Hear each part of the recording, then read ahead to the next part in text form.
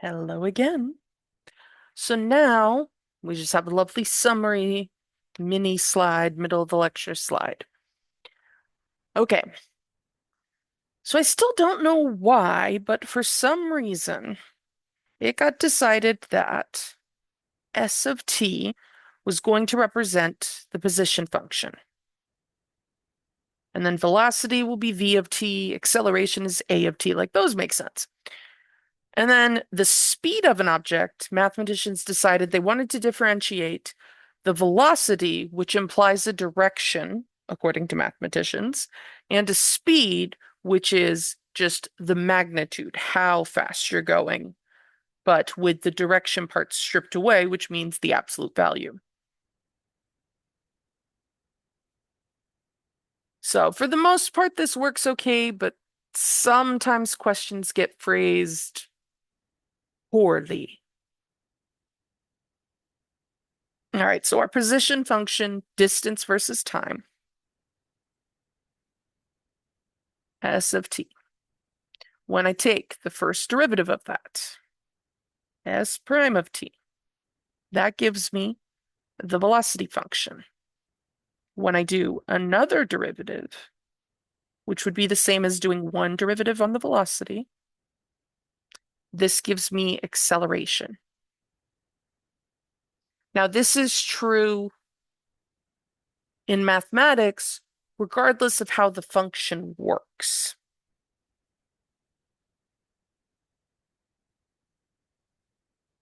And in math land, we don't think about friction. We don't think about the tension on objects. We think about everything happening in a perfect world where it just works beautifully.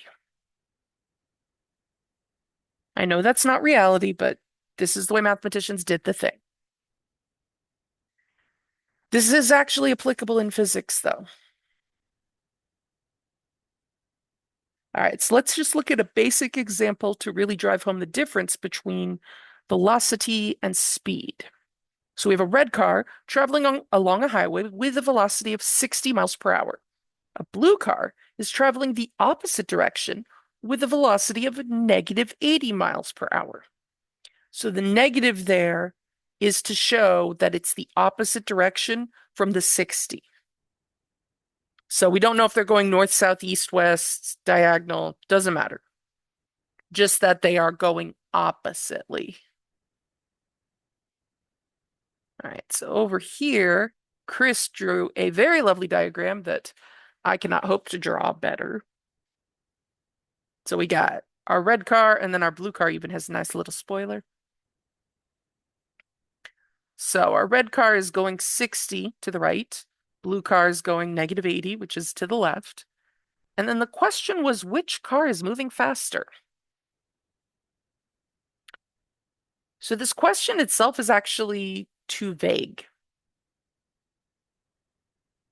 because it's like faster to where or faster from where, like, but if we go with the more English colloquial interpretation, this typically is just meaning which car is speeding more. So our speed, so the velocity on this red car is 60 miles per hour. The speed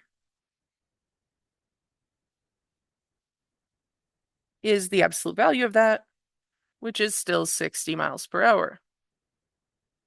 But our blue car over here, that velocity is negative 80 miles per hour. Boy, you can tell it's a habit, velocity acceleration. Then our speed is the absolute value of negative 80, which is 80 miles per hour. So we'd say the blue car is moving faster, has a higher speed, or a larger speed if you want. That is how I would answer this question. Because that's my snarky way of saying your question was not written well, it's not specific enough. Here's how you should have written it, and the answer to that. We as mathematicians try very hard to never ask a question this open to interpretation on an exam. They're not half bad for writing assignments, but exams, mm-mm.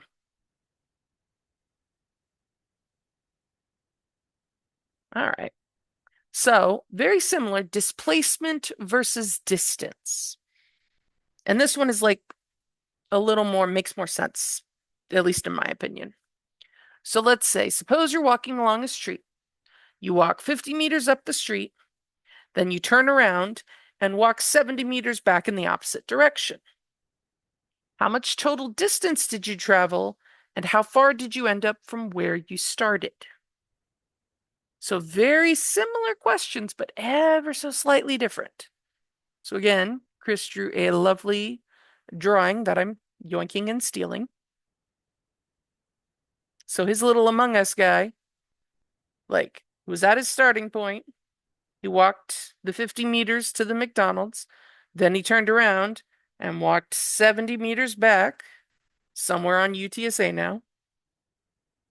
So the distance is like, what it would show on my step counter. Like, how far did I go? So those don't care what direction you're going in. You don't get to walk backwards and undo your steps. So our total distance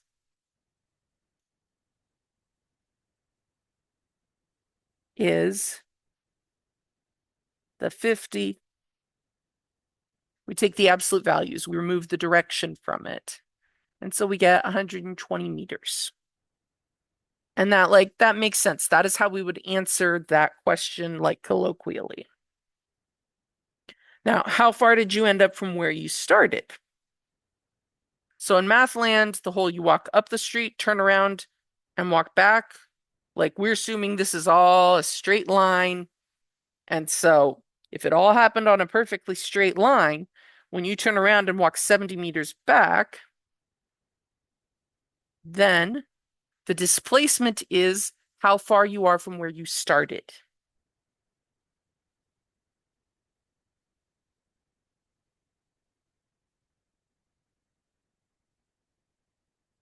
Displacement. I don't know what my pen did there. So the displacement then is just the sum of each of these. So 50 plus negative 70, and we arrive at negative 20 meters.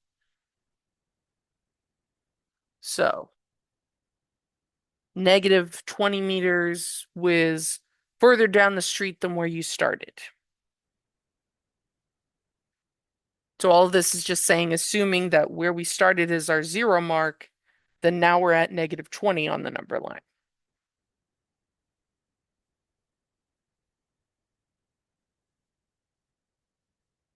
All right.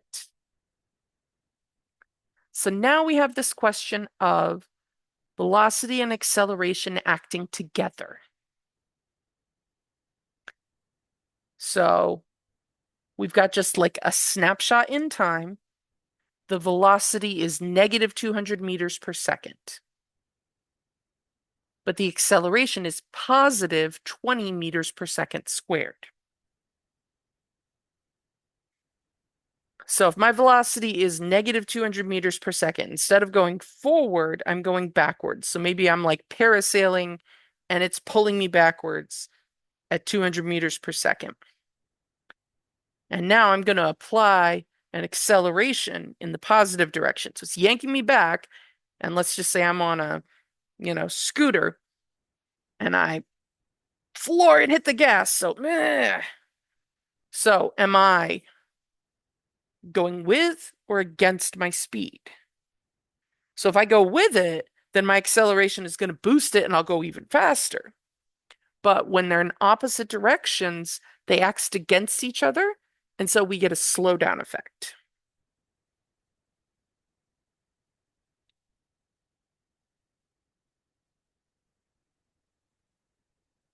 So we have the velocity is negative.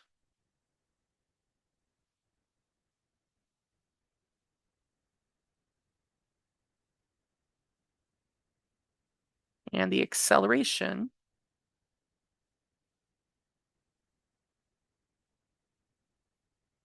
is positive.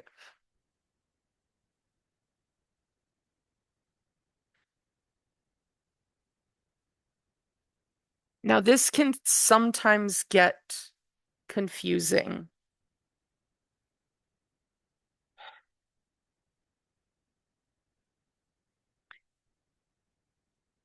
because we kind of have a gut instinct on acceleration, like positive acceleration, I'm going faster, negative acceleration, I go slower.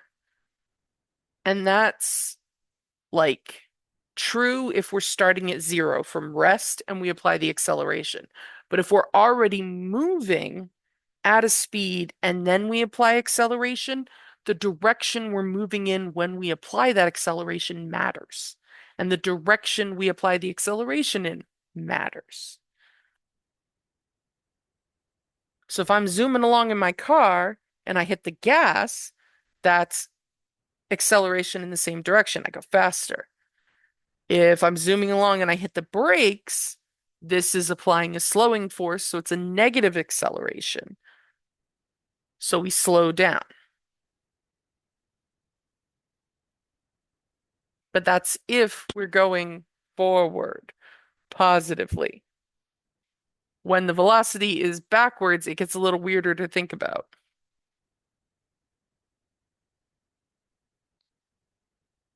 All right, so opposite signs, which is really opposite directions,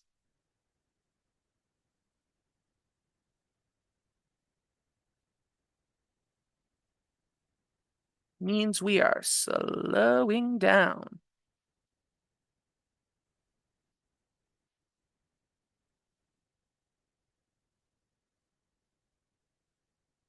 All right. So velocity, if the velocity is positive, then we say the object is moving in the positive direction. And when we look at diagrams and stuff, that's usually either to the right or up, because those are our positive X or our positive Y directions. And we model velocity one way or the other. Now, if some of you guys have had physics, in your head, there's like, well, there's an X component and a Y component. We don't do that. I know we should. I know we could. We really should, but we don't. So then negative velocity is the object is moving in a negative direction, which is either left or down. Then when the acceleration matches the velocity, they're going the same direction. We speed up. If they're working oppositely, then they slow down.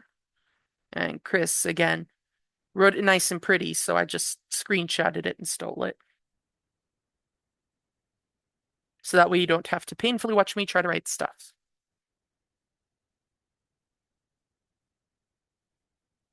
All right, so the big one we're going to use are these two down here. When they match, we're speeding up. When acceleration matches the velocity, when the direction, the sign, when the signs are opposite, they don't match, then we're slowing down. And again, this is a very simplified version of reality because this is all happening in math land. Right. I'm going to stop that one and then we'll start looking at the potato.